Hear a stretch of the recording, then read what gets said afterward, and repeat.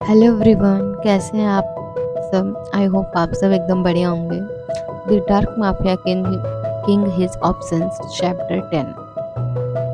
अब तक आपने पढ़ा। युवान ने धीरे से आयरा को अपनी गोद में उठाया और हवेली की ओर बढ़ने लगा। आयरा हंसते हुए बोली, युवान तुम कभी नहीं सुधरोगे, गार्ड्स देख रहे हैं। युवान आयरा के कान के पास बोला, उन्हें देखने दो। मैंने कहा था ना, जो मेरा है वो सिर्फ मेरा है और आज तुम मेरी हो पूरी तरह से।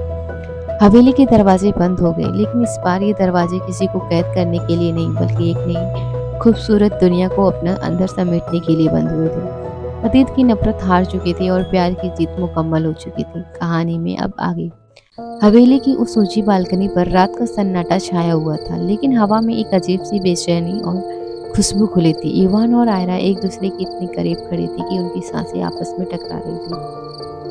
आज पहली बार उनके बीच नफरत की वह ऊंची दीवार नहीं थी जिसे युवान ने बरसों से खड़ा किया था। आज वहां सिर्फ दो रूहें थी जो एक दूसरे को समझने की कोशिश कर रही थी। चांद की मध्यम रोशनी आयरा के चेहरे पर पड़ रही थी, जिससे उसकी आंखें और भी ज्यादा गहरी और रहस्यमयी लग रही थी। युवान ने धीरे से अपना हाथ बढ़ाया और उसकी गीली बालों को उसके कान के पीछे किया। उसकी ठंड छूने से आयरा के बदन में एक सिहरन दौड़ गई। युवान, उसकी आवाज किसी गहरी मखमल की तरह थी। आयरा, मैंने हमेशा तुम्हें अपनी नफरत की नज़र से देखा। मुझे लगा था कि तुम्हें तड़पाकर मुझे सुकून मिलेगा, पर सच तो ये है कि जब भी तुम्हारी आंखों में आंसू आए, दर्द यहाँ हुआ।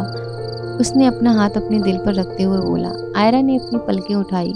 उसकी आंखों में अब वह डर नहीं था जो युवान को पहले पसंद आता था। अब वहाँ एक समर्पण था, एक ऐसी आग थी जो युवान की नफरत को पिघलाने के लिए काफी था। आयरा बोली, नफरत करना आसान था युवान, लेकिन तुमने जो मेरे साथ किया उसके बाद तुम्हें चाहना, ये सबसे मुश्किल काम था, और शायद मैंने वही मुश्किल रास्ता चुन लिया है। युवान के चेहरे पर एक दर्द भरी मुस्कान आई। उसने झुककर अपना माथा आयरा के माथे से टिका दिया। दोनों की आंखें बंद हो गईं। उस पल में न कोई अतीत था, न कोई दुश्मन और न ही कोई बदला, सिर्फ दो धड़कनें थी जो एक ही लय में बज रही थी। युवान ने बहुत धीरे से, जैसे किसी कीमती और नाजुक चीज को छुआ जाता है, आयरा की ठुड्डी को ऊपर उठाया। उसका अंगूठा आयरा के निचले होंठ पर फैलने लगा।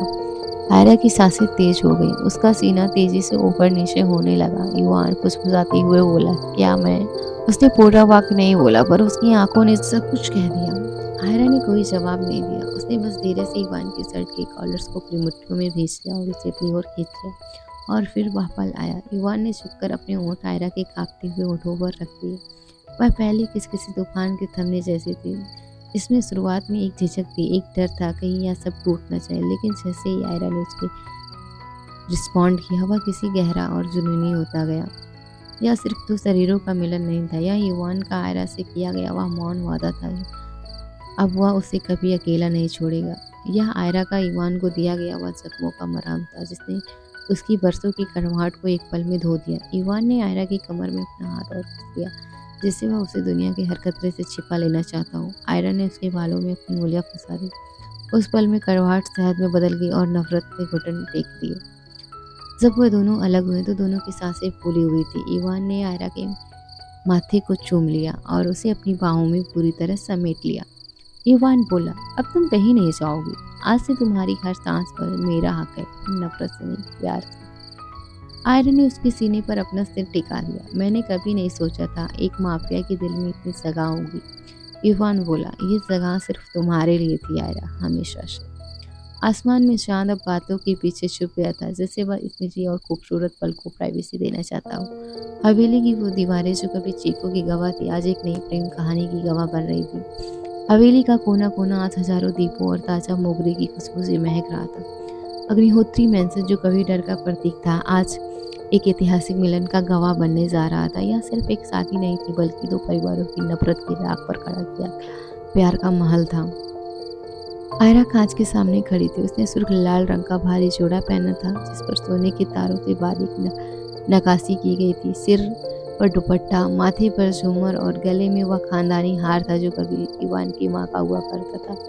आयरा की आंखों में हल्का सा काजल, एक नई चमक थी। वह आज आयरा शर्मा से हमेशा के लिए आयरा ईवान अग्निहोत्री बनने जा रही थी। तभी दरवाजे पर दस्तक हुई। ईवान अंदर आया। वह काले रंग की शेरवानी में किसी शहंशाह से कम नहीं लग रहा था। उसकी आंखों में वह क्रूरता पूरी तरह गायब हो चुकी थी। उसकी जगह एक गहरा गर्व और बेपनाह मोहब्बत थी।